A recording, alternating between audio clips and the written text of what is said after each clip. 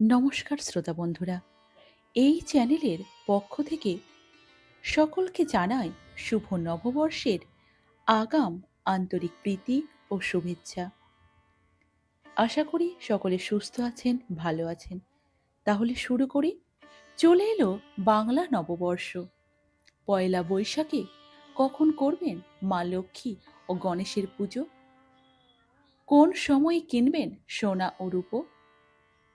শ্রোতা বন্ধুরা, আজ আমরা জানব এই ভিডিওতে কবে পড়ছে পয়লা বৈশাখ, লক্ষ্মী গণেশের পুজোর শুভ সময় কখন, কিভাবে করবেন মা লক্ষ্মী ও গণেশের পুজো, অমৃত যোগ ও মাহেন্দ্র যোগ, কেনাকাটার শুভ সময় এবং এই পয়লা বৈশাখে কি কিনবেন আর কি কিনবেন না।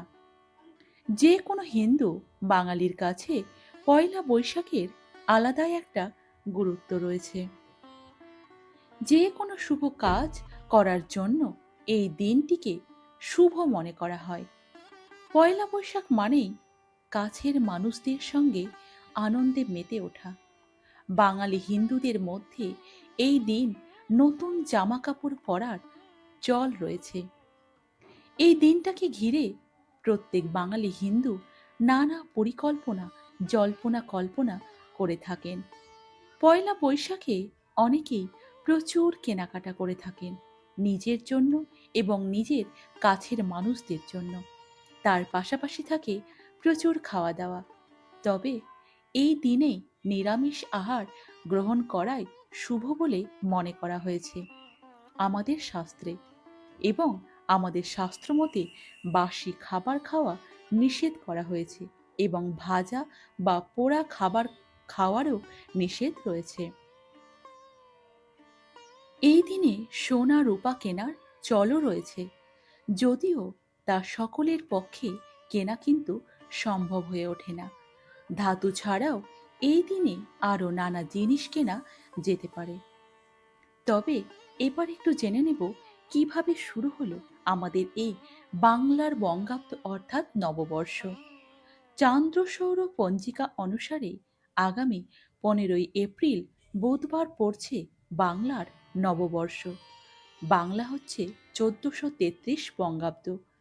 বাংলা নববর্ষের ইতিহাস বা কবে থেকে বাংলা নববর্ষের হিসাব শুরু হয়েছে জানা যায় মোগল সম্রাট আকবরের শাসনকালে তৎকালীন চন্দ্র নির্ভরশীল হিজরি সনের কৃষিকাজের সঙ্গে অর্থাৎ ফসল উৎপাদনের সঙ্গে বিশেষ মিল না থাকায় সম্রাট আকবর পুনরায় পঞ্জিকা সংস্কারের নির্দেশ দিয়েছিলেন। কৃষিকাজের সঙ্গে সামঞ্জস্য রেখে পঞ্জিকা নির্মাণ করা হয় অর্থাৎ তৈরি করা হয়। পরবর্তী সময়ে তা বঙ্গাব্দ বা বাংলা নববর্ষ বা বাংলা বর্ষ নামে সকলের কাছে প্রচলিত হয়। এবার শ্রোতা বন্ধুরা একটু জেনে নেব অমৃত যোগ ও মাহেন্দ্র যোগ এই পহেলা বৈশাখে কখন পড়ছে অমৃত যোগ ও মাহেন্দ্র যোগ। অমৃত যোগ সকাল 7টা 1 মিনিটের মধ্যে এবং 9টা 32 মিনিট থেকে আবার 11টা 12 মিনিটের মধ্যে। পুনরায় 3টে 23 মিনিট গতে 5টা 3 মিনিটের মধ্যে। সন্ধে 6টা 39 মিনিট গতে 8টা 56 মিনিটের মধ্যে। পুনরায় 1টা 31 মিনিট গতে উদয়াবধি। মাহেন্দ্র যোগ দুপুর 1টা 42 মিনিট গতে 3টে 23 মিনিটের মধ্যে, রাত 8টা 56 মিনিট গতে 10টা 28 মিনিটের মধ্যে। এবার জেনে নেওয়া যাক পয়লা বৈশাখের কেনাকাটার জন্য শুভ সময় কখন। সেটি হচ্ছে সকাল 9টা 32 মিনিট থেকে 11টা 12 মিনিটের মধ্যে এবং বিকেল 3টে 23 মিনিট থেকে 5টা 3 মিনিটের মধ্যে, এবং এই সময়ে কেনাকাটার জন্য অত্যন্ত শুভ সময় বলে মনে করা হয়েছে আমাদের শাস্ত্রে।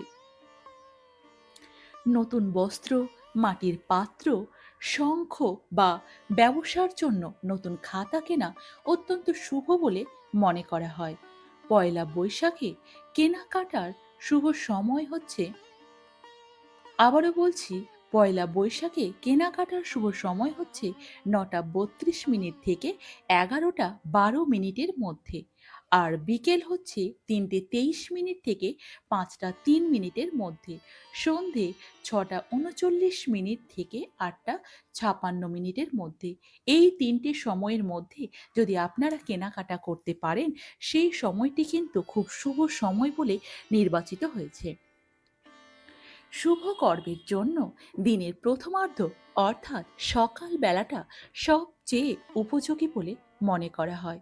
শ্রোতা বন্ধুরা, এবার জেনে নেব এই দিনে কি কি কেনাকাটা করা শুভ, আর কি কি এই দিনে কেনাকাটা করা একদমই আমাদের সংসারের পক্ষে অমঙ্গল।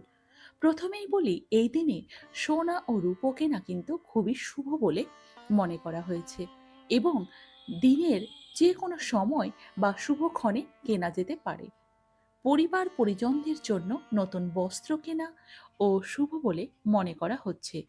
মাটির তৈরি যে কোনো জিনিস, যেমন মাটির থালা, মাটির বাটি, মাটির গ্লাস, মাটির বোতল, মাটির কলসি, মাটির ঘড়া এবং নতুন ক্যালেন্ডার কেনাও শুভ বলে মনে করা হচ্ছে। এছাড়াও আপনারা কিনতে পারেন পুজোর জন্য যে কোনো ধরনের জিনিস, যেমন পুজোর ঘট। তবে পুজোর ঘট কিনলে পুজোর ঘরটি কিন্তু খালি আনা যাবে না, তাতে জল অথবা আতপ চাল দিয়ে ভর্তি করে ঘরটি বাড়িতে নিয়ে আসবেন। এছাড়াও আপনারা কিনতে পারেন দক্ষিণাবর্ত শঙ্খ। ও আরেকটা যেটা আমাদের খুবই শুভ বলে মনে করা হয়েছে, লক্ষ্মী কড়ি।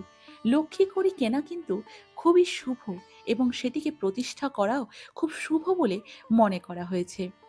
আর কড়ি কিনলে সব সময় বিজোড় কড়ি কিনবেন, কখনো জোর কড়ি কিনবেন না।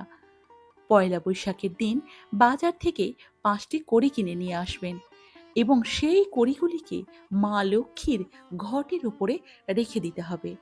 এদিন বাড়িতে আনুন ধন কুবেরের মূর্তি বা ধন কুবেরের যন্ত্র বা গণেশের মূর্তি।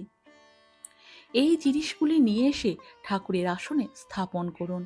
এই কাজ আপনাকে আর্থিক সমস্যা থেকে মুক্তি দিতে সাহায্য করবে, এবং গণেশের পুজো করাও সেই দিন কিন্তু খুবই শুভ বলে মনে করা হয়েছে। গণেশকে গোটা আতপ চাল এবং দূর্বা এবং সিঁদুর দিয়ে কপালে লাগালে সেটি আমাদের সংসারের পক্ষে খুবই মঙ্গল বলে মনে করা হয়েছে। সামর্থ্য মতো দরিদ্র মানুষকে এদিন দান করুন। বাড়ির প্রধান দরজার ওপরে স্বস্তিক চিহ্ন আঁকুন। নতুন হালখাতার খাতা বা ব্যবসার যে কোনো নতুন সামগ্রী কেনাও শুভ বলে মনে করা হয়। আরেকটি কথা শ্রোতা বন্ধুরা, এই দিনে কাঁচ ও লোহা এবং স্টিলের কোনো বাসনপত্র বা কোনো কিছুই ধারালো কোনো কিছুই আপনারা কিনবেন না। এই দিন এগুলো কেনা থেকে বিরত থাকবেন।